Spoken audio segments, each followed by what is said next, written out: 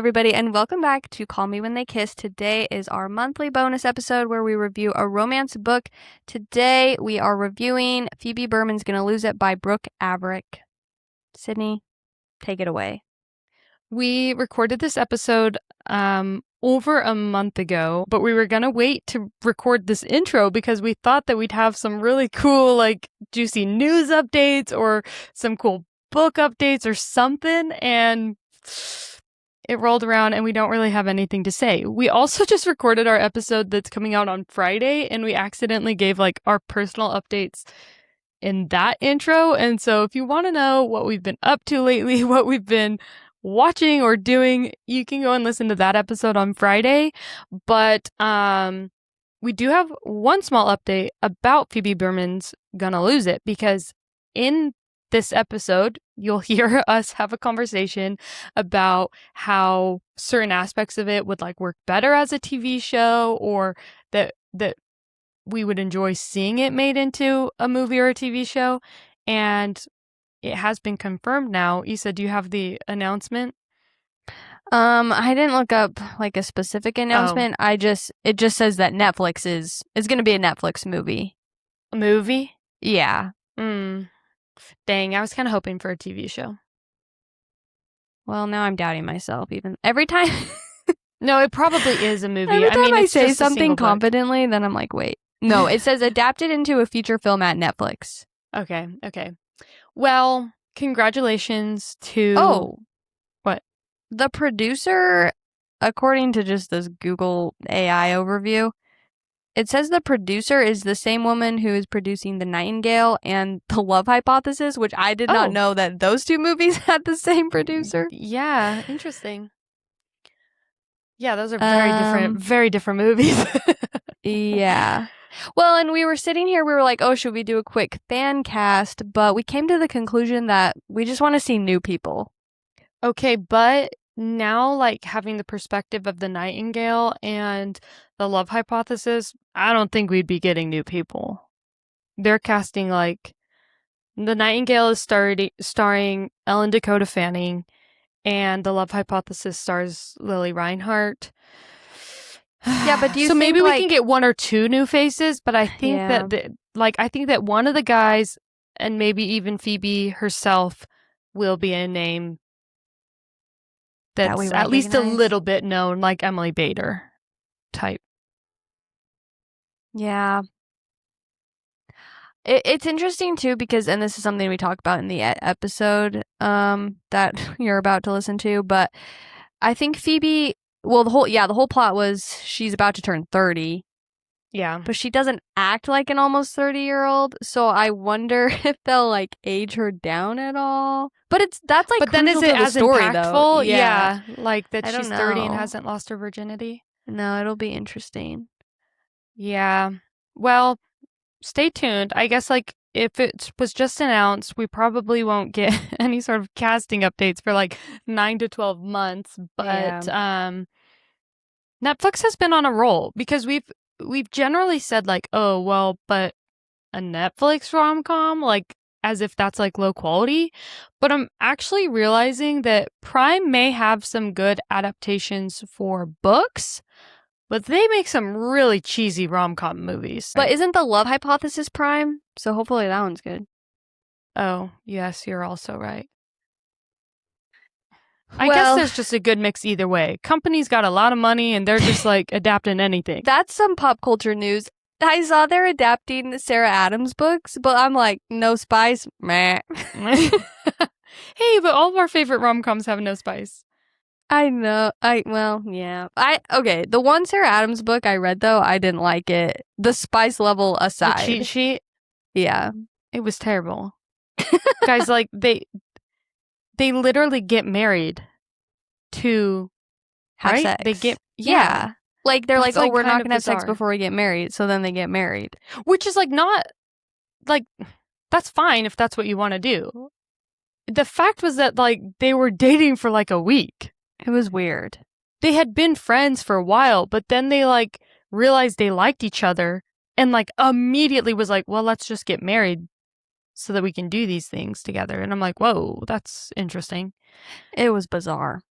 Like, I'm not saying I'm against you wanting to like wait to be with your partner, but if you get married after a week with that being your biggest motivation, yeah, I'm going to say maybe that's not a good idea. Yeah. So yeah, that was interesting. All right, Anyway. well, talking about people doing it, Phoebe Berman's going to lose it in this upcoming episode. No. I don't even know where I was going with that. Do we have anything else to add? I think that's basically all. Our episode on Friday, we will be reviewing Rye Lane, a 2023 rom-com that you can watch on Hulu/Disney Plus. So make sure you watch that and tune into that episode. But yeah, I think that's all. Here's our review. Okay, so this book first came to our attention because I've been following Brooke Averick on TikTok for years. She's super funny, and she ended up starting a podcast with one of her best friends named Connor, and I've just loved following them, and I just love them. And so once I heard that she was writing her own romance book, I was definitely intrigued. I had seen some of her Goodreads reviews as well, and actually that reminds me, I meant to look one up because she reviewed an Emily Henry book, and I think she said something about the MMC being like too perfect, and I wanted to bring that up, but I forgot to look it up, so I might have to pause at some point and try to find that. Okay. But yeah, she like got really into like reading and all these books too, and she kind of like grew a following on Goodreads as well, and so I knew kind of what kind of books that she was into, and I knew what she was like, and so I was excited to read this book. But the thing that really got my interest was the author's note that she had published before the book came out. And basically, to summarize, she's found a lot of comfort in romance books and rom-coms, much like Issa and I have. But that she thought it was ironic because she's always felt a lot of stress and anxiety around dating and sex in real life. And so she felt like those two kind of parts of her personality always collided. And I'll just read this little part where she said that physical intimacy seems to come naturally to most of the characters in these stories, and while reading them, I always find myself wondering, where's the part before the first date where our main character can't get off the toilet thanks to a bout of anxious diarrhea? Or the part where she freaks out and cancels the date altogether? And what's going on with these sex scenes? Are we just omitting the pre-sex panic attack for the sake of pacing? I know I'm not the only one who struggles with these types of anxieties, but so rarely do we see them advertised proudly in the romance sections of our local bookstores. And so that part just really stood out to me because not that I've had some of those, some of what you described is a little over the top. But I have personally felt a lot of anxiety around dating and physical intimacy and all of that stuff. And so I thought, oh, this is like really unique, and it will be interesting to read a character who's not just extremely confident about all of these things. And so that caught my interest. She loves Abby Jimenez. She loves Emily Henry, as do Issa and I. And so I wanted to see what she would bring to the table. Before we go any further into like our thoughts and like how that ended up unfolding in the book, Issa is going to share with us a synopsis, unless you have anything else to add to that. No, I mean, I have been aware of Brooke Averick and Connor Wood. Like, I know who they are. Have you listened to their podcast before? No, I just watch like a lot of the clips on TikTok, but I've never actually like gone and listened to a whole episode. Yeah. No, but I like them. I think they're funny. I don't follow them as closely as you do, it sounds like. But when you told me about the concept of this book, it also intrigued me. So, yeah. I think the book had a ton of potential, and I'm excited to discuss what worked and what didn't work. Okay, so here's my synopsis on the fly. So Phoebe Berman's gonna lose it. Phoebe Berman is it's 30 days away from her 30th birthday, and she is still a virgin. She is a pre-K teacher. She lives in LA, right? Mm-hmm. And she has like a really solid group of friends, but she is still a virgin. When she was in middle school, she was about to have her first kiss, and she threw up all over the guy that she was about to kiss. And so she's basically been traumatized ever since and has severe anxiety, like Sydney said, around dating and physical intimacy. And she's been in therapy for it for a while, but she still just has had a hard time. It was never really explained, like, if she had, I guess it sounded like she had never had like a serious boyfriend before, but she had kissed boys. Yeah. I even think she said like there were some like handsy makeout sessions Yeah. sometimes, but nothing that much further. Yeah. So she decides that she is going to lose her virginity before she turns 30, and she has 30 days to accomplish this. And so she makes this kind of funny list of different things that are going to help her lose her virginity, like go on a Hinge date, flirt with someone at a bar, like get someone to buy her a drink at a bar.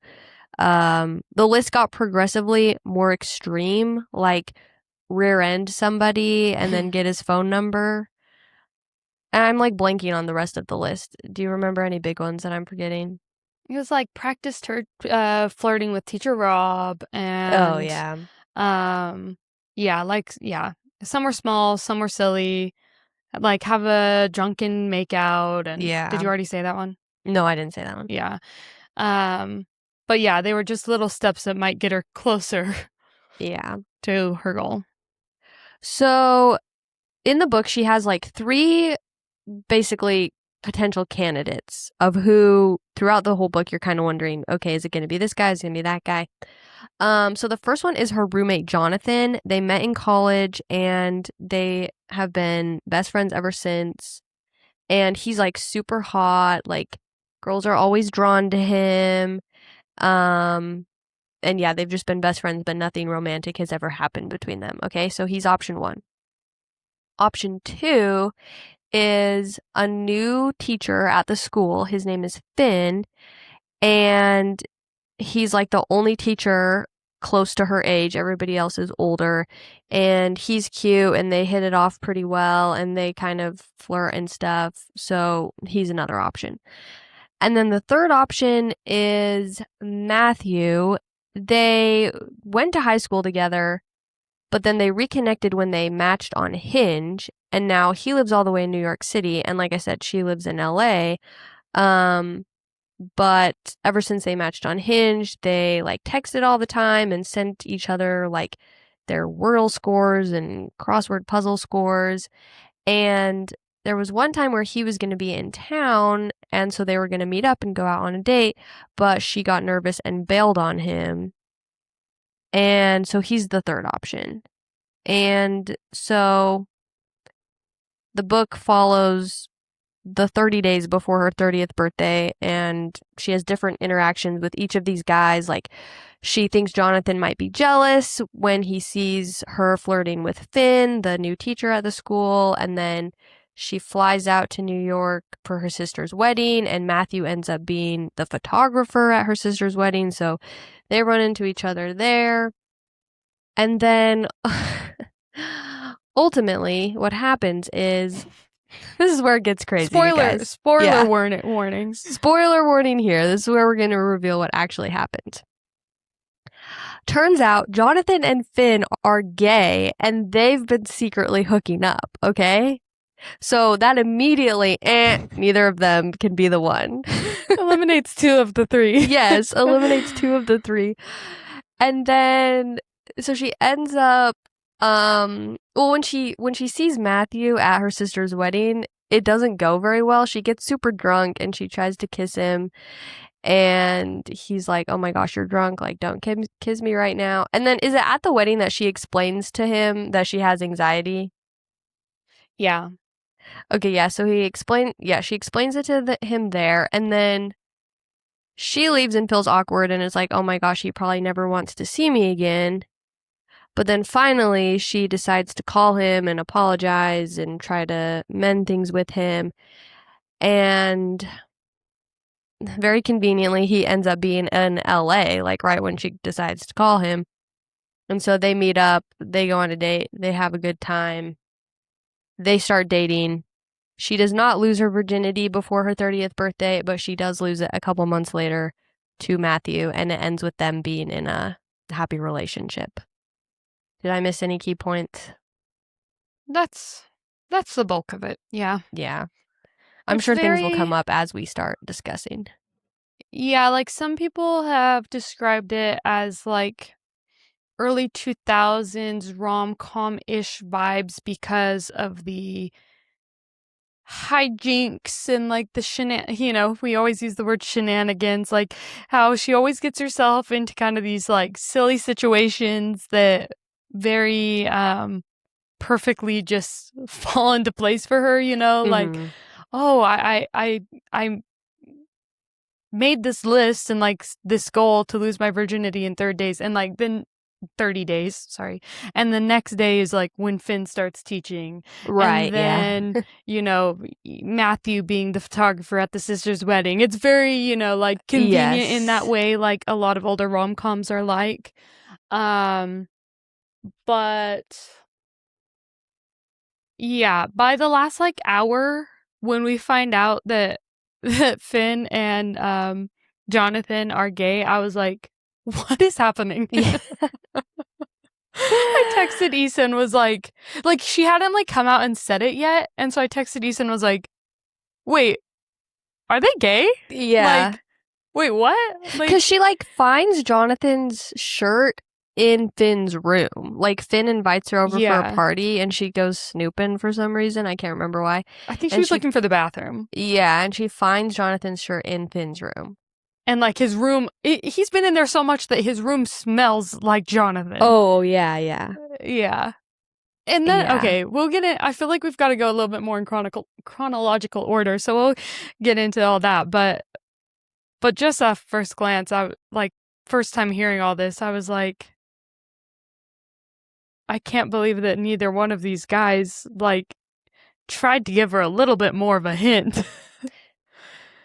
Yeah. Well, and that's honestly kind of my biggest gripe with the whole book. She had so many close friends. She clearly had no problem like forming connections with people. She had this really solid friend group and like half of them were men. And so I don't know. I guess and they like live in LA. I don't know. Maybe this is insensitive, but I was having a hard time believing that Jonathan hadn't come out to her. Mm-hmm. Even just her, like I understand he's not ready to come out to his family, like they mentioned his family being conservative, but I was just like, but I don't know, maybe it took him a while to realize he was gay. But then even beyond that, like her becoming friends with her, having all these guy friends, I'm like, surely she's had a guy friend before that like she develops a crush on and he's aware of her anxiety and it's like a really slow like friends to lovers thing. Is this making sense what I'm saying? Yeah. You're saying like, why hadn't that happened yet? Yeah. No, I agree. Like she might not feel so much anxiety if it had been a slow friends to lovers build up. Oh, I'm already comfortable around him, yada, yada, yada. Yeah. But I guess because then the other guy friend in the group was also gay. So maybe that's the problem. She was only like forming these deep friendships with gay men. So obviously nothing could come of it. That's funny too, because like if we count Finn, like half the guys she's interacting with is gay, are gay. Yeah. Yeah, no, I was like, okay, I can understand like if you're not ready to come out, but like I would feel really bad if I was letting my friend look like a fool in front of somebody that like I was hooking up with. Like I would like, okay, you don't need to tell her you're gay, but like you need to say something, come up with something so that she doesn't think that she's gonna lose her virginity to your boyfriend. Like, come on. Yeah. Oh, yeah. But okay, I guess if we want to start at the beginning before we get too okay. Too far into sorry, you had something from like the very first page. Yeah, I wanted to read just this part, like, okay. Because like I said, when I read the author's note, I thought, oh, I think I could really relate to this. And when it first started, I still thought that way. And I'll read a little sample for our fans. This is my audiobook narration debut. Okay. All I ever thought about was falling in love. There were approximately 150 boys in my grade at Manhasset Central Middle School. By the time I turned 12, I had been in love with at least 125 of them. If I didn't have a crush, I didn't see the point of getting out of bed in the morning. I devoured Nicholas Sparks and Sarah Dessen novels like they were my death row meal. The Pottery Barn bookshelves in my childhood bedroom overflowed with neatly organized stacks of young adult romances. The spines were cracked and the pages torn, and my copy of The Fault in My Stars was missing its cover. Sometimes while I was rereading one of my favorites, a chunk of pages would fall into my lap. My dad would help me glue them back in with special adhesive from his toolbox. I kept the more mature romances hidden under my mattress so that my mom wouldn't find them. And so blah, blah, blah, blah, blah. She goes on and on about how she would just daydream about falling in love and her first kiss and how she loved romance novels. And I loved The Fault in Our Stars. I think that was one of the first books that romance books that really made me cry, you know. I read all the Nicholas Sparks books when I was in junior high and high school. I read a bunch of Sarah Dessen books. And so I was instantly hooked. Even all I ever thought about was falling in love. I was that kind of girl. Yeah. Sorry to all the people that think women should have a personality outside of that. I was not one of them. So I read that and I was like, yes, okay, wow, I relate so much. I felt like I needed to read that to really give people the idea of what hooked me. But I do feel like as it went on and on and on and on, I was relating with Phoebe less and less. And even just even her anxiety just felt different. I'm well, I do feel maybe we're having anxiety over two different things, you know? Yeah. So I think that I just went into it expecting a really emotionally deep and vulnerable story. I could imagine how maybe for the right person this does still feel extremely relatable, but I was just so different from Phoebe in every other way. Yeah. That I couldn't quite connect with her how I was hoping. So wait, can you elaborate or is it too personal? What do you feel like the difference was? Yeah, so I had no fear of okay, and I don't want to be insensitive, I guess, to her anxieties, but I feel like I did want it bad enough that I had no problem at least trying to go talk to guys or to date or things like that, you know?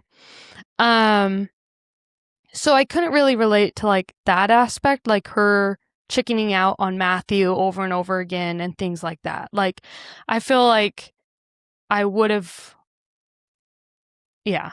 just gone and met up with him. I would have felt very anxious and nervous the whole time. I could relate to certain aspects. I probably would have felt a little nauseous. My hands would have been shaking ridiculously bad. I probably would have been really awkward and weird.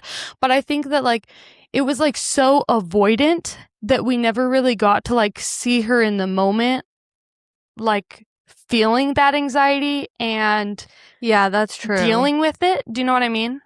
Yeah. I wanted to feel even the first kiss, she didn't seem that nervous. She got to the point where she initiated the kiss with Matthew. Yeah. Didn't she? I think so. Yes. Yeah, because it was he was brushing his teeth. Yeah. Yeah. And so I was hoping, because of how it was described and built up about the anxiety around the physical intimacy, it felt more just anxiety about dating. But I was hoping that we'd have this vulnerable first kiss type moment where we see yes, she's nervous, but that like he's made her feel safe or something like, and I Mhm. guess like that's shown in a way that like she did initiate it, so obviously she felt safe or whatever, you know? But Mhm. like, yeah, does that make sense? No, that makes a lot of sense, and that's a really good point. I wish we would have seen her go on a date and be anxious like you were saying. And it could have been a good example of like the guy.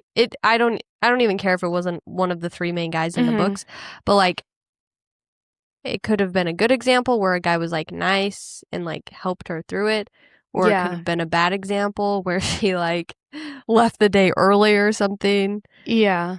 But that would have been, I think that would have added to the story. Yeah. I feel like if they made this into an adaptation right now, that like they could kind of do whatever they wanted with the story and it would be fine because like what we know about all the characters probably wouldn't change. Their jobs would be the same, their looks would be the same, and we don't quite know enough about any of them underneath that like if they changed their motives or their thoughts or their, you know, like it wouldn't really change anything for how we're viewing it. Does that make sense? Yeah. Well, that's actually what I was gonna say. I almost feel like this would make a better movie than a book. Mhm. And when you were talking about how it does, all the hijinks and shenanigans do feel like an early 2000s rom-com movie.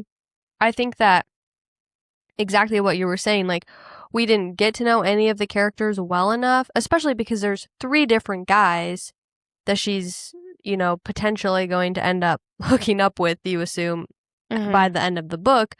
Because there were so many of them, none of them really felt like a strong romantic lead. Mhm. And Yeah, but it was honestly kind of a letdown because I didn't care about any of the guys. I really didn't care which one she ended up with. no, I felt the same exact way. There was an hour and a half left, and I was like, okay, it was an hour and a half on like 1.7 speed, so I don't know like how much was actually left. But like there wasn't much left of the book, and I was like, she really, I mean, aside from Jonathan, who's her best friend, so obviously she knows him, but aside from him, like she didn't even really know Finn or Matthew yet, like Mm-hmm. really know them. And we didn't know anything about Matthew. So when it came out that like Finn and Jonathan were gay and it just kind of like defaulted to Matthew, I was like, well, but don't you guys just play Wordle together? Like, Yeah. like I didn't feel like they had like any sort of strong relationship. Yeah. The other thing that kind of bothered me was Matthew and Phoebe get together, and then I felt like there was an awkward amount of time still left in the book. Like, I kind of just wanted it to end with them being together, but then it was like, or give us some short and sweet epilogue. Mm-hmm. But I don't know why I felt awkward, like, with everything that happened afterwards, because it was like him awkwardly giving her a birthday present. It was like the awkward stages of a early Yeah. new relationship, and I was like, I don't really need to see this. Like, he awkwardly gave her a birthday present, and when you first start dating someone and you're not really sure, like, Yeah. how much to give them for their birthday or Christmas or whatever. And then they had this like logistics conversation about how they would do long distance.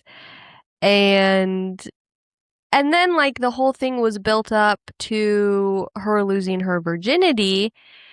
And then going back to what you were saying about her never getting too deep with her anxiety, it seemed like she lost her virginity and it was fine, Mm-hmm. which I'm glad she like felt so safe, obviously, with Matthew. But I don't know, then we didn't get anything about that. And then this kind of bugged me. So the night she lost her virginity, we are told that they did it 4 times in 3 hours or something like that. And I thought that was just kind of funny because it's like, I thought the whole point of the book was like a more realistic version of like Yeah. sex in a contemporary romance book.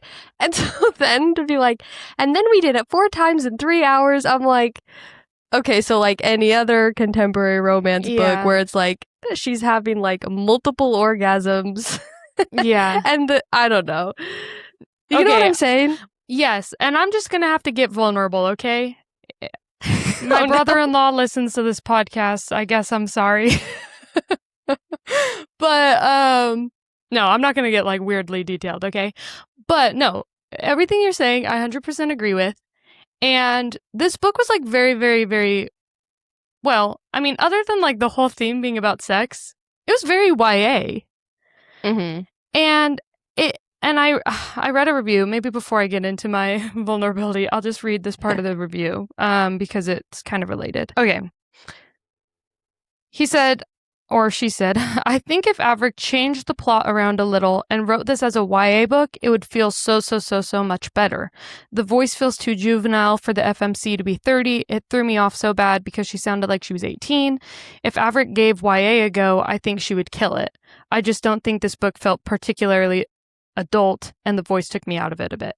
And I like could relate to that because I kept thinking like, this is fine. Like, it's cute. It was fine. Like, it wasn't a bad book, but it definitely felt like it would have worked better as YA. Like, Mm-hmm. not just because it lacked on-page physical intimacy, but just the writing in general and the storytelling in general. Like, again, not bad, but it felt like easily digestible Mm-hmm. for not that you even have to be of course you don't have to be an advanced reader to like read Emily Henry or something like that, but like Yeah. it just felt a little bit more YA. And that's not an insult, it's not bad. I just think, yeah, I think it could have thrived well for like a younger audience. With that being said, I do think it would have benefited from having more on-page physical intimacy. And I'm not saying it needs to be like ultra descriptive or anything. Like, if she doesn't want to write spice, that's totally fine.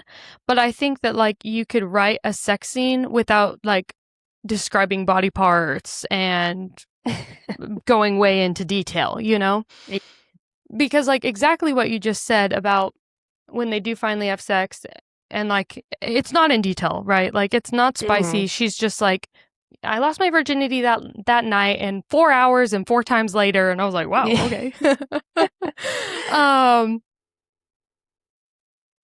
But yes, I agree with everything you said, because I do have I have a lot of anxiety around physical intimacy. My first kiss, I told Issa we'll tell our first kiss story, so we can tell them later at the end.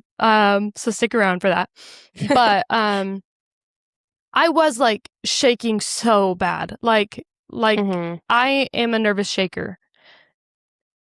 And does that even make sense? Yeah. I'm a nervous shaker. I said that and was like, huh? No, I get what you mean. So no, I've never thrown up on a man, thank goodness. But I like literally my whole body trembles. And I have gotten I don't get like full out like hives of like raised itchy spots, but like I've gotten I don't know, I guess it might still be hives, but like I have like flushed, like not just like blushing, but like chest to like face like on fire, like red. Like I have like a very physical reaction to being nervous. And that like I can't hide. Like if I'm with a guy, like he's gonna see this and be like, wow, okay, And so yeah, my first kiss was like not great. But because they had her just like throw up, she didn't kiss the guy, right? Like she throws Mm-hmm. up. And then it just like skips to the forward where she has kissed guys, but we don't see her like, well, but how did she finally kiss a guy? And how did that go? Yeah. And was she nervous, or what was she feeling? Because my first kiss, I guess I'll just tell part of the story now. But like I said, I was shaking so bad, and I was like, oh my gosh, I'm so scared. And of course, he was a nice guy and was like, oh, we don't have to, like, if you don't want to. And I was like, no, I want to. I'm just so nervous. And he's like, well, haven't you watched movies? I'm like, well, yeah, I've watched movies, but like, that doesn't teach you how to, like, what do you mean? But no, like, I literally was the type of person that Googled, like, how to kiss. I was on, like, WikiHow. Do you know what I'm talking about? I think it's called WikiHow. And they've got, like, these illustrated graphics and, like, step-by-step instructions. I'm not kidding. Like, I was nervous. And I was 17 years old also. Like, I wasn't like a 13 or 14-year-old. Like, I was a little bit older, looking up instructions, and I was Did it so help, terrified. the instructions? No. Okay.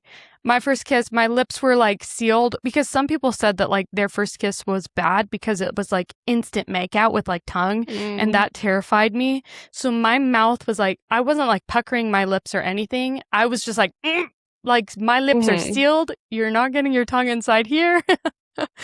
And he gave me like 4 pecks on my straight-lipped, tight-lipped mouth, and like, and that was it. Okay, we dated for a couple months, and so like obviously I learned how to kiss and everything, but then I never kissed another guy until I was 21, and so, and then it started all over again, right? Because I'm like, well, I've never, you know, and so, yeah, the fact that she's just like, oh yeah, then we had sex and like we just did it a bunch of times. I'm like, well, that doesn't.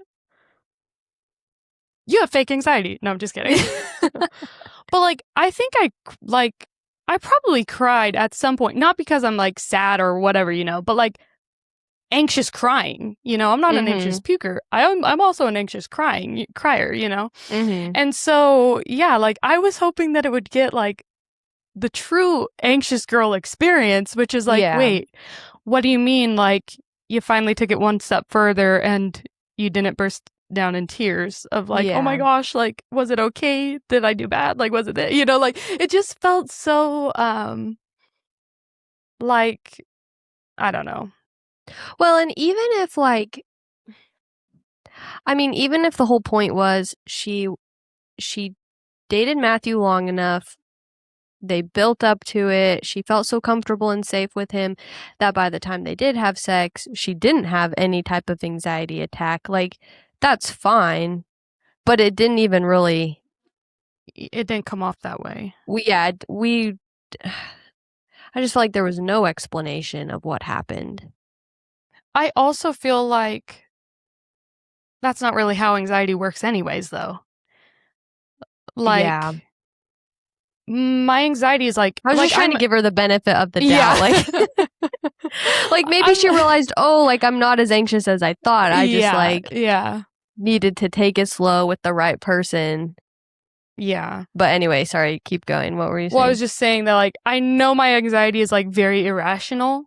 And, like, it's never gone away, like, in any capacity. Like, even, like, just, like, a performance or, like, public speaking or whatever. Like, I know it's ridiculous. You know, obviously I feel safe around my husband, but it's something that, like, I even still feel of, like, just anxiety around intimacy, you know? Like, it's still that kind of, like, spiral of thoughts or whatever, you know? And so, I don't know. I mean, some things, like, you can feel safe or get used to, and, like, you know, especially... Like, when I was teaching, the first day I'd feel super nervous. Like, I'd be out of breath and I'd be shaking, and, like, they can hear it in my voice. But you know, by the second, third, fourth day, I do feel more comfortable. But no matter what, the first time, and I'm not talking about sex, guys, but no matter what, like, the first time always feels that way over again. And then I get comfortable, you know. But anxiety is different for everyone. So maybe it's just different, you know. But I think because I felt like we related so much at the beginning, then when it got farther apart, I was like, well, but you're not, like, hitting the points. And for her to, like, write the author's note around physical intimacy and then never really, like, show that felt a little bit of,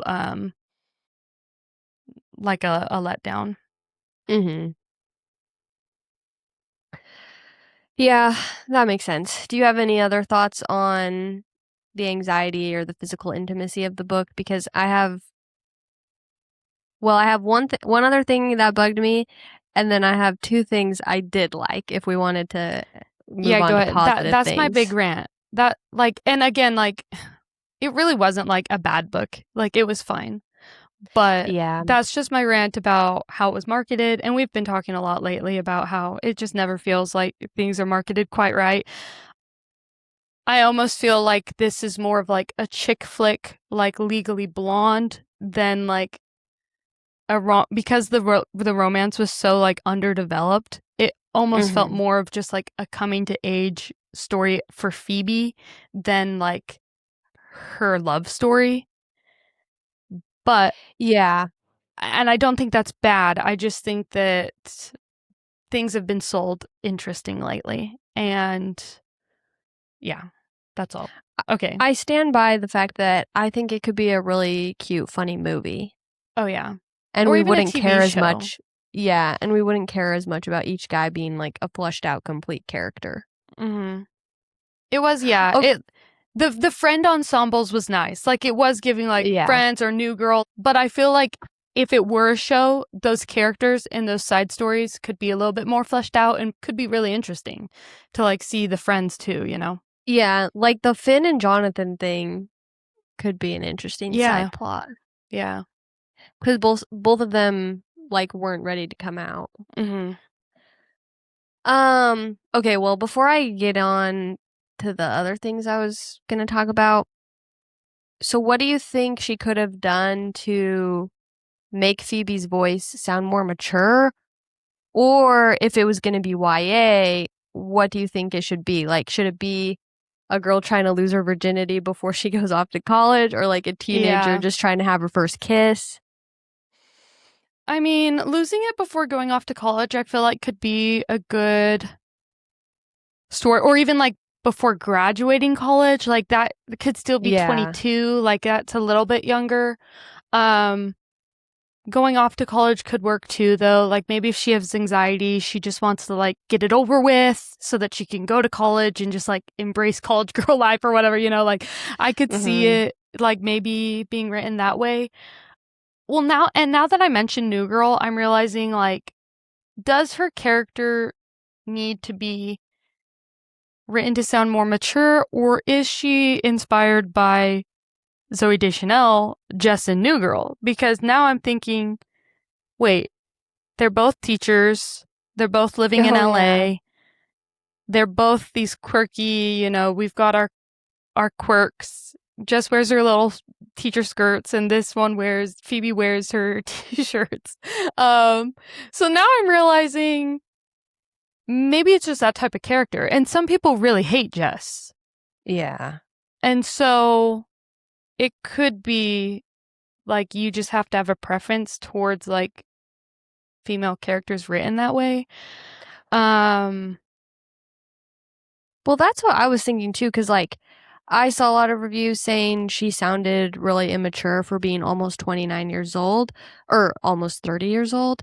And I was trying to decide, is she immature, or is she just immature and inexperienced in this aspect of her life?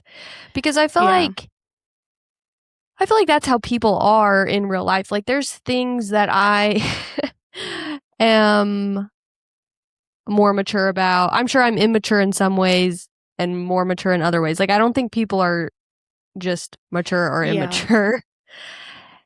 And just like the way we grew up too, like growing up super religious, there's things that like, you know, they always talk about like Arrested Development. If you grew up super religious in certain aspects.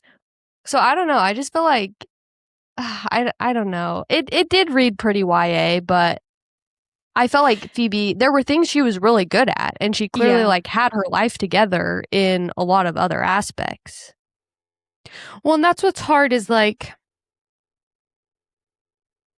I think that the writing style and storytelling overall felt more YA, more so than like Phoebe's character specifically. But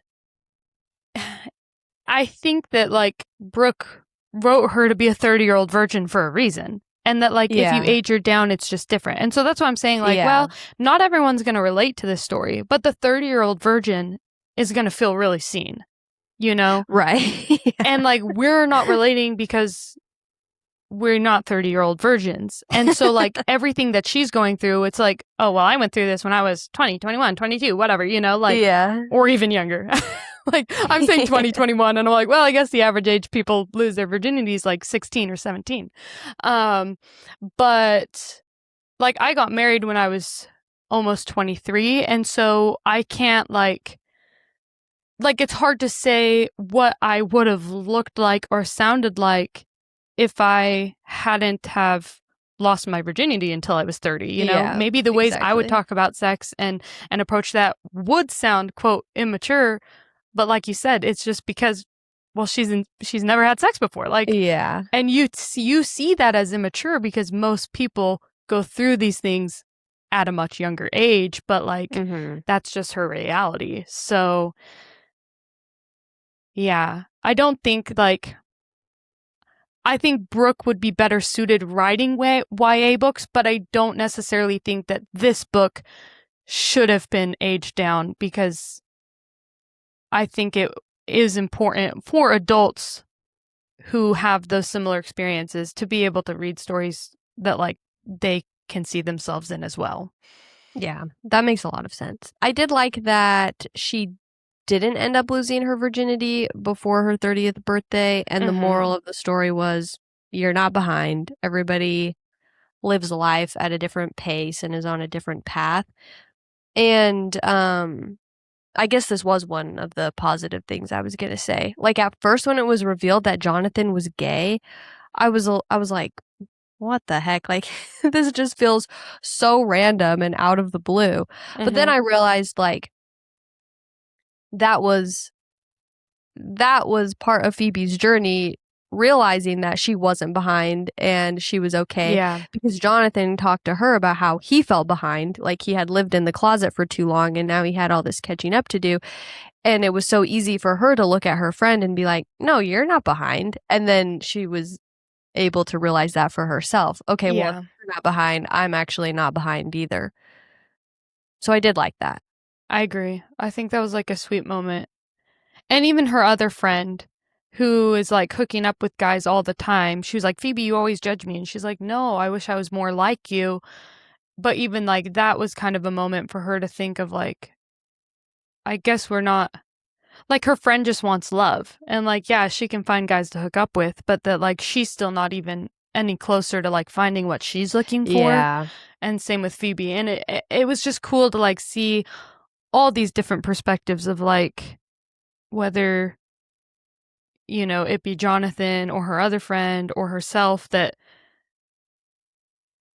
in a way it's different, but in a way they're all just like trying to navigate their 20s, Yeah. and come out the other side with what they're looking for. Mm-hmm. The other thing I liked that was a full circle moment was, I mean, it sounds kind of gross, but right before she had her first kiss with Matthew, he threw up. Yeah. He was able to brush his teeth before they kissed, but I liked that healed her trauma from the 7th grade when she threw up on the other guy. That's true. That was funny. That was another moment where I was like, ew, why did she write this? Why did she make him throw up? But then I was like, oh, duh, because Phoebe threw up at the beginning of the book.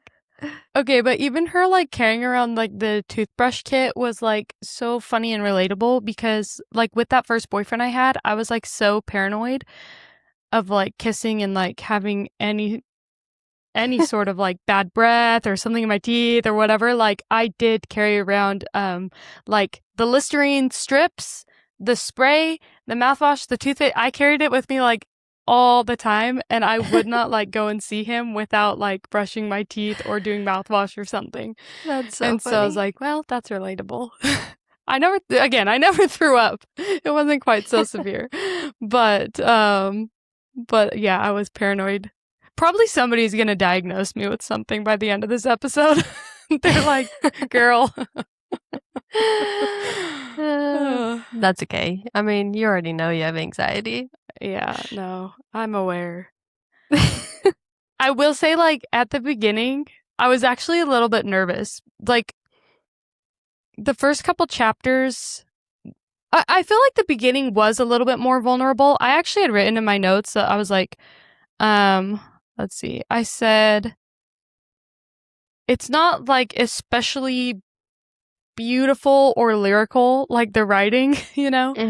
I said, but it's so dang relatable. And I wrote that like, that was like my second note. And so I listened to the first chunk and then I just listened to this in like 2 days. And so the first chunk of the book I listened to, I felt like it was a little bit more of like her internal thoughts and struggles because she hadn't gotten to the part yet where she's like actively now like pursuing all these guys, you know? And so when I first had read that part, I was a little bit nervous. And I actually like, Alan was like, what is going on? Because like, I'd actually like started crying and he's like, what's wrong? And I was like, you don't get it.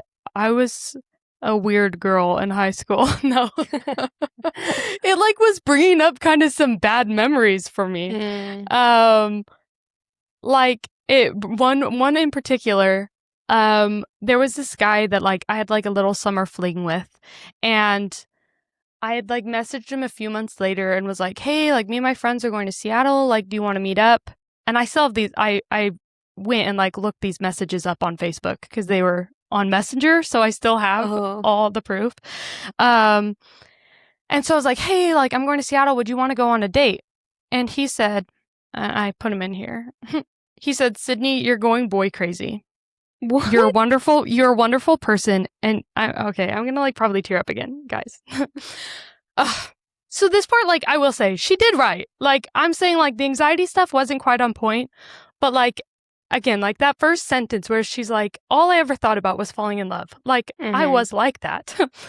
And it's funny because I'm like, I only kissed one boy until I was 21 years old, you know? Like, and so like, I think to other people, yeah, I probably seemed a little crazy, but they didn't realize like how much anxiety and stress I did feel around it.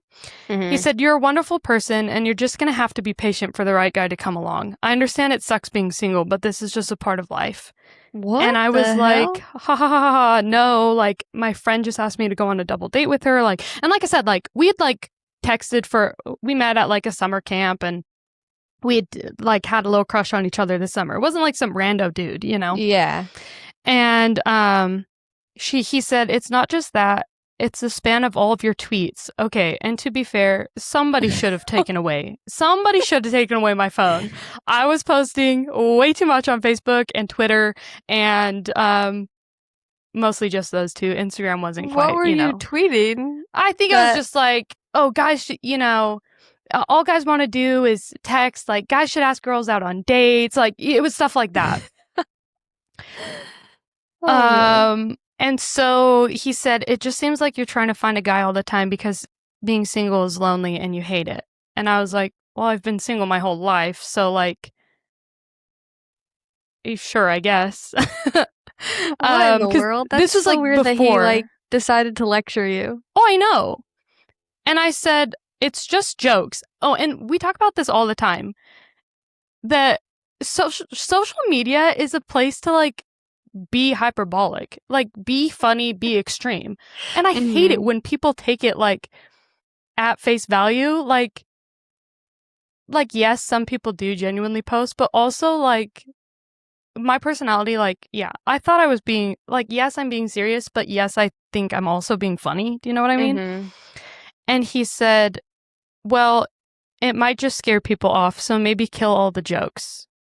Oh my gosh. And so then I was like, okay, well, I guess I'm just not going to try to date anyone. I don't want to scare anyone.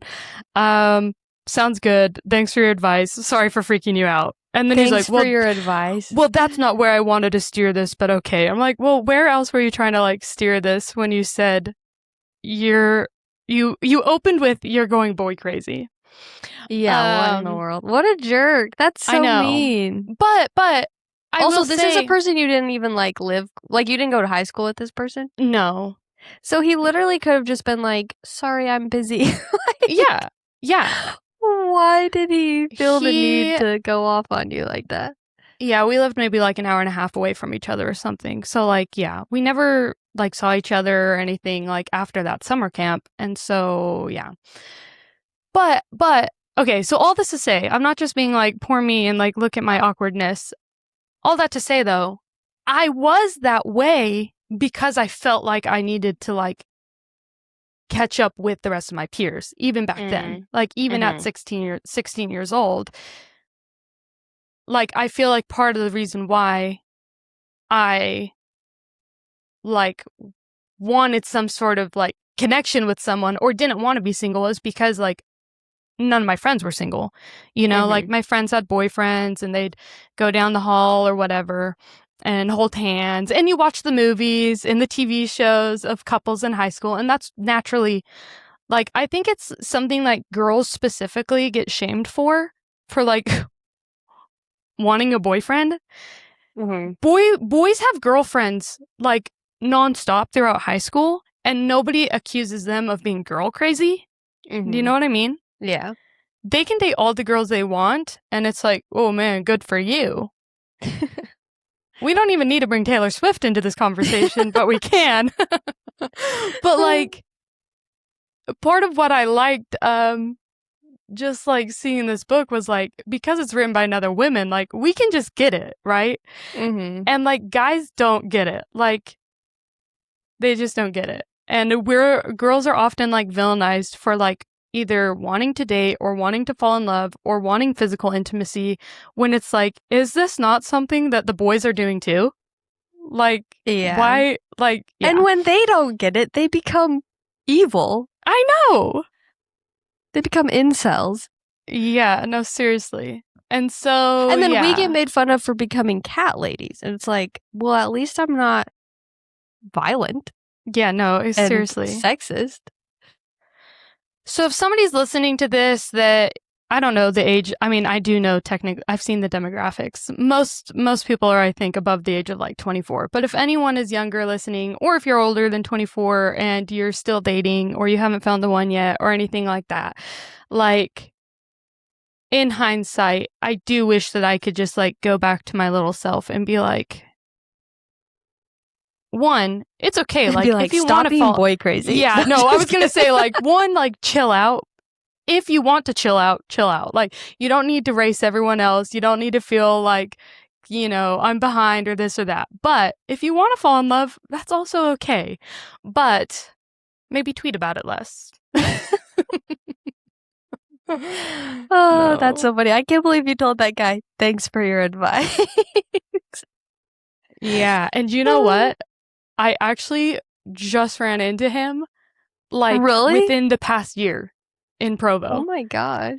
I was with Alan and the kids. We were having tacos and he walked in and I was like, what the freak? Yeah, I did say hi. It was like, we made eye contact and you couldn't, you couldn't not say anything.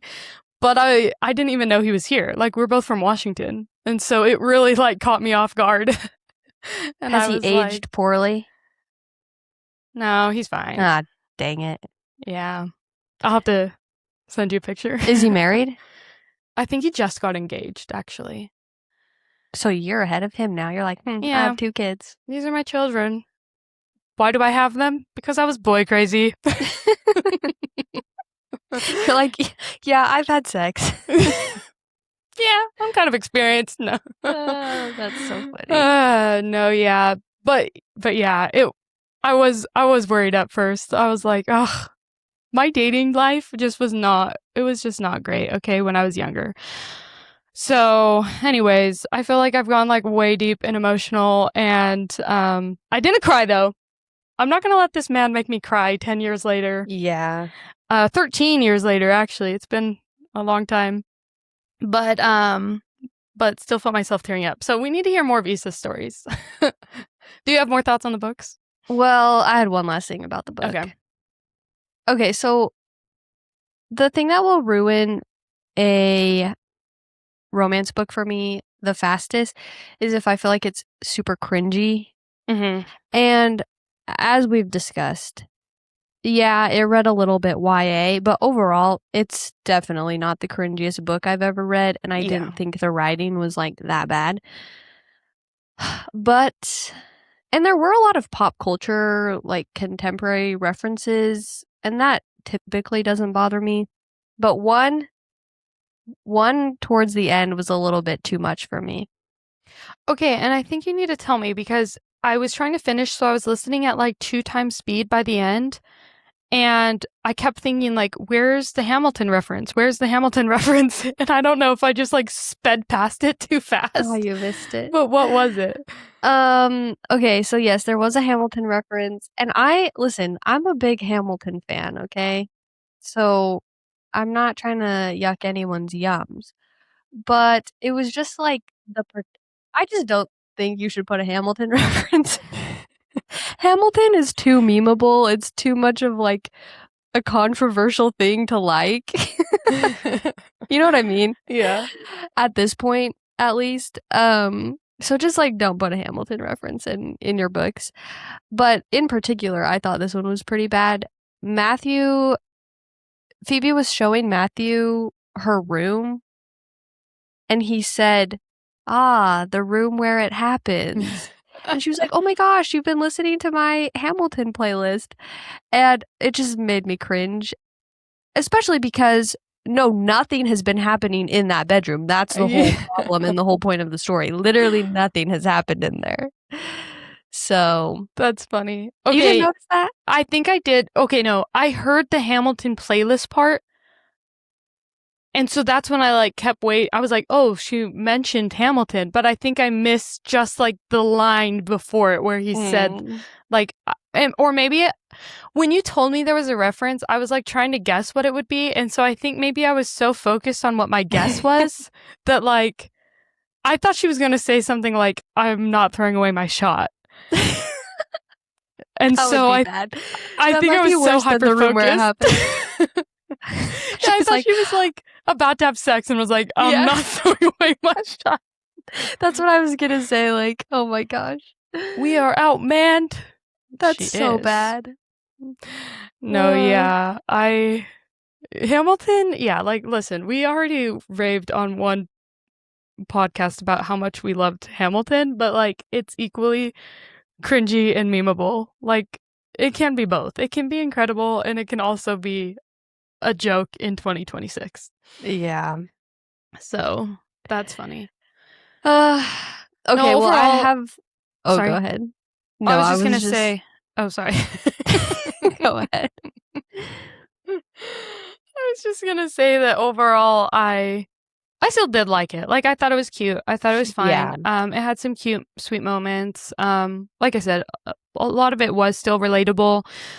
Just didn't quite go as deep as I was hoping. But I think for like a debut novel, it was pretty good. And I think that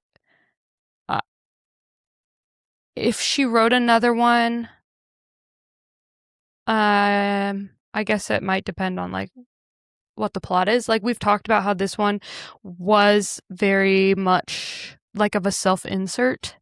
And so it would be interesting to see what else she could write when like the character is not so much based on herself. And like, would that feel better? Would that feel worse? You know, like I'd be curious. But yeah, it's just her debut. Like giving it a 3 stars isn't bad. And you gave it 3 stars. I would say so. The reviews are really high on Goodreads, and I was a little bit like, it's like a 4.5. Oh, really? Wow. Yeah. I gave it 3 stars on Goodreads, but if you could give half stars on Goodreads, I might have given it a 2.5. Oh, a 2.5. Yeah. Yeah. I was like 3.5 is kind of high. Yeah. No, like I thought it was fine. Yeah. No, I would definitely, if she writes another book, I'll probably read it. And I almost feel like maybe it would be better if it wasn't such a self-insert character, because I feel like if I was writing a self-insert character, I would be more nervous and I would like hold back. Because I don't want people to, I wouldn't want to be too vulnerable. Maybe that's why I'd never be a good writer.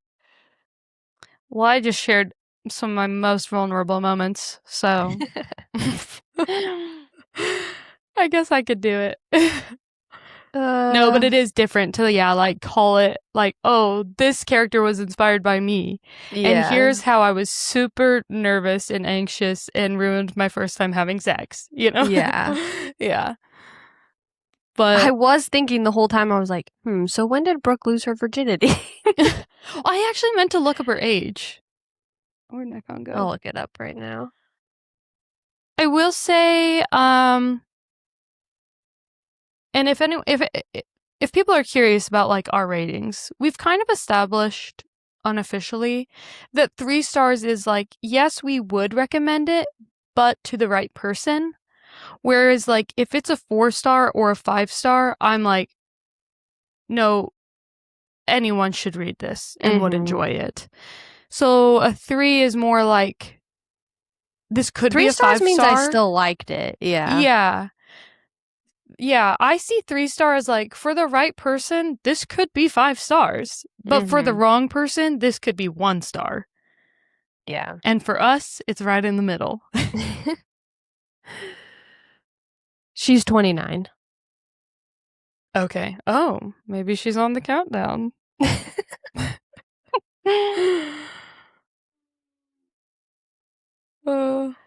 Okay, do I have to share a vulnerable story now? Okay, yes. Was your first first kiss good or bad? Okay, well, yeah, because at the beginning, when we sat down to record, Sydney was like, oh, we should share our first kiss stories. And, like, my first kiss was not good, but it's not even, like, that funny of a story. Like, nothing really happened.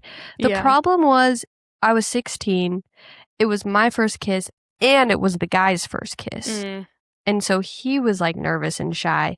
So it was, like, barely a peck. He almost missed my mouth. And, like, it was just, like, awkward. But it's not even, like, that juicy of a story. And then I remember I was locked out of my house. So he, like, ran off. And then I had to, like, run around and go in through the garage. Okay, That's funny. but I have another story I can share. Okay, is it about a date? Yes, it's my worst date story, and it was my first date ever. I think 16-year-old Issa would be shocked that I'm, like, sharing this on the internet, but it's just funny, the things that feel like the end of the world and feel so embarrassing at the time, and now I'm like, well, it's kind of funny. Yeah. And I'm just like more. So maybe this doesn't even count. You shared like a truly vulnerable story, and I'm like, I don't care. It's not that embarrassing. I just got roasted by some dude, but it's okay. But 16-year-old me was like mortified that this happened. So my very first date ever, I wasn't allowed to date until I was 16. And so my first date ever was on my 16th birthday. And it was with the guy that we didn't kiss on that first date, but like a couple weeks later, we had our awkward first kiss. So you kept dating the guy that you had your worst date with? Yes, because as far as I know, he doesn't know about this. He might know about it now, but at the time, I think I got away with it. So, and like I had a crush on this guy for like months leading up to my birthday, and he had a crush on me. So that's why on my 16th birthday, we finally like went on this date together. So the date was fun, but I woke up and I started my period. And the way that you felt about your first kiss, that's how I felt about my period as a teenager. Like, it was a stressful thing to me because I didn't like to wear tampons, and the date we were going canoeing. Kayaking. So I was like, oh my gosh, like I have to put a swimming suit on, but I just started my period, so I was like freaking out. And the kayaking ended up being fine because we didn't actually swim. We just like stayed in the kayaks. So like I thought at that point I thought that I had like averted any crisis. Okay, like once I made it through the kayaking, I was like, oh, I'm home free now. Yeah. Also, side note, my mom has a picture of this first date, and my outfit is like so funny. I'm wearing like jorts, like knee-length jorts, and a fedora. Oh, fancy, Issa. It's like a beachy, like a beach hat. Like, I Yeah. don't know what that fabric Like or a sun whatever. hat. Like Yeah. where it's kind of like, Yeah, like a woven, like, yeah, can. yeah. What is that called? I don't know. I don't know. But, like, in the shape of a A fedora. Like, I woven think fedora? like, I think it would have been cute if I was wearing, like, an actual beach hat. Yeah. But it's like a fedora. Anyway. That's so funny. So, after the kayaking, now I'm, like, trying to remember if we, like, got food. Maybe we packed a picnic for the kayaking. Also, this was a double date. So that also, like, took some of the pressure off. So after the kayaking, we watched a movie, and then the guy I was on a date with was like, I'm gonna go get ice cream from upstairs, because we were like watching the movie in the basement. And then I was like, okay, I'm gonna go to the bathroom, and I stood up, and I don't remember if I noticed before I went to the bathroom or when I came back, but like I had bled onto this guy's couch. Oh my. And I was like panicking. I was like, oh my gosh. And the other couple was like sitting right there. So it was like a dark green couch. Mm-hmm. So it wasn't like super obvious, but it was like I had definitely bled through onto the couch. And again, in retrospect, it like really wasn't that big of a deal. Yeah. It's But like, in the moment. Well, periods to like 16-year-old boys too. Yeah. It's just so different. Yes. And like, yeah, like now if that happened to me, I would be like, oh my gosh, I'm so sorry. Let me clean that up. Yeah. So wait, did But you tell anyone? No. So luckily we were like going upstairs to eat ice cream. So after I went to the bathroom, we all just went upstairs, and I'm like sitting there like, also like I looked in the mirror in the bathroom and it was like, it was up high enough on my jorts. Like, you couldn't really tell. Oh my gosh. This So is we're just like, bringing back so many, like, being on your period as a teenager is just like the worst. yeah. Oh. So I'm like sitting there trying to act natural eating this ice cream, but the whole time I'm like, oh my gosh, like what am I gonna do? So then I got home at like midnight and I woke my mom up. I like had a curfew, but my parents just always went to bed anyway. I don't know. Yeah. But I literally woke my mom up. I was like crying and I was like, Mom, I bled through onto their couch. Like, what am I gonna do? And I remember her being like, well, what do you want me to do about it? And I was like, I don't know. And she was like, well, just go to bed. It's okay. And it was funny that she was like, well, what do you want me to do about it? Because then she came up to my room at like 7 a.m. And this, like, Mom, if you're listening, like, thank you so much. She did do something about it. She's like, I had a plan. Yeah, she woke up at 7 a.m. and she called. This kid was our neighbor. We grew up together. His dad was my dentist. Like, we knew his family very well. So, which is another reason looking back that I'm like, it really wasn't a big deal. But my mom called his mom early and she was like, oh, don't worry. Nobody's awake yet. I'll go clean it up. Oh. And so she cleaned it up. And it's just so funny because we never spoke about it. And I saw that lady at church that same day. And we just all pretended like it never happened. Yeah. So. That's so funny. I'm glad that the story had some sort of resolution like that, because at first I was like, wait, like, do they just have dried blood on their couch 20 years later?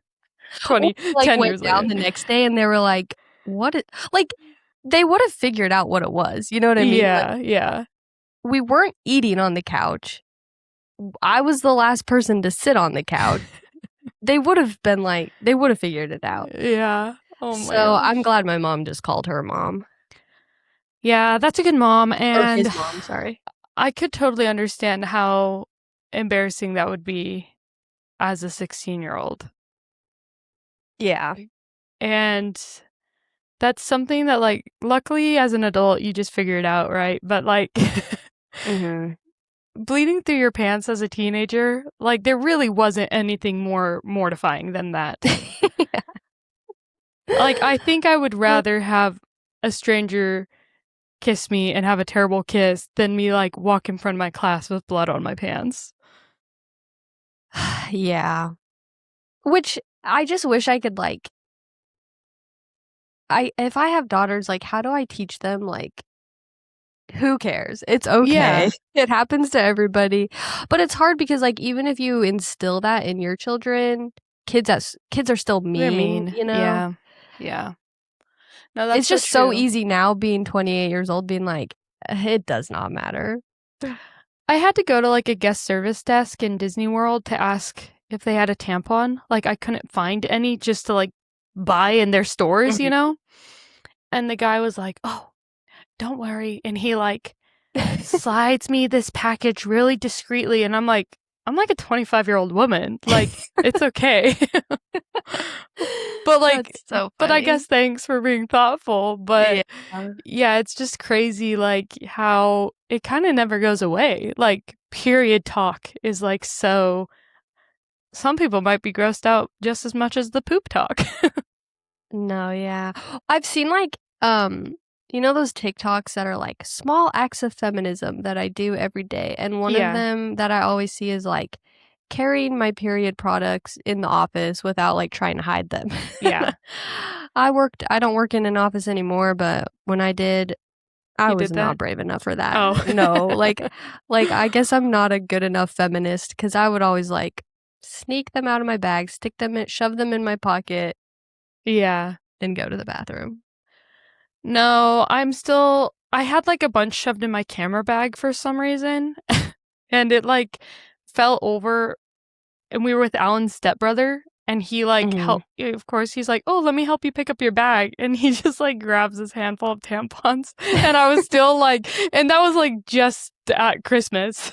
And so he's a grown man, I'm a grown woman and I still felt like, "Oh my gosh, I'm so sorry you had to see my tampons." Uh, So I haven't quite like with strangers, I don't care so much. Like the guy at Disney World, I was like, come on, who cares? But when it's like close circle, it still gets a little bit weird. yeah. But that's funny. All to I happen on your remember very first date. I That's, know, and on my birthday too. oh my gosh, yeah. Uh, anyway. But you Well, survived. any final thoughts?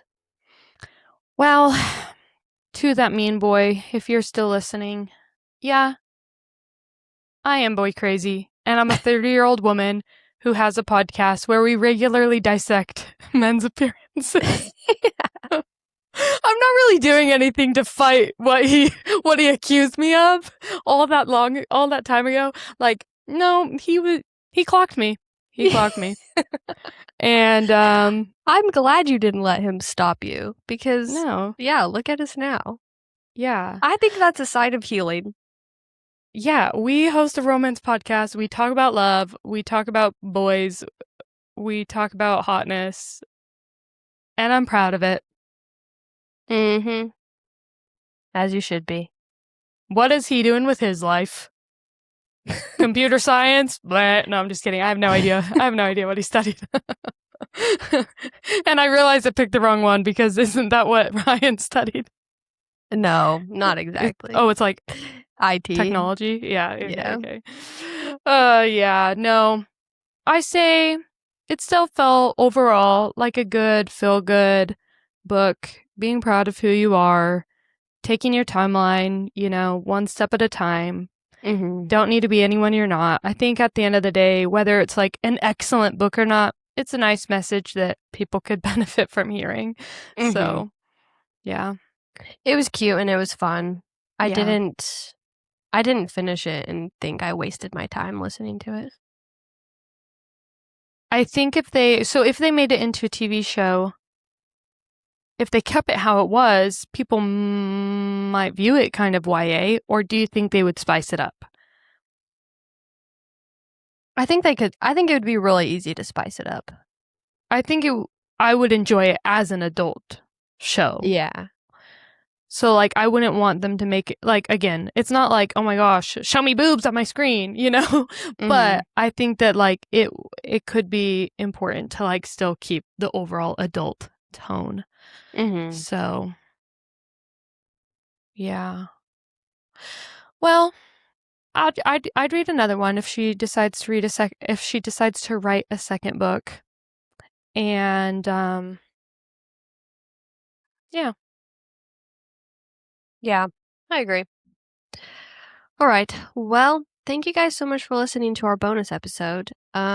Today is one of our best friend's birthday. Happy birthday, Caitlin, if you're listening. And we will see you guys on Friday for our regularly scheduled movie episode. Bye. Bye.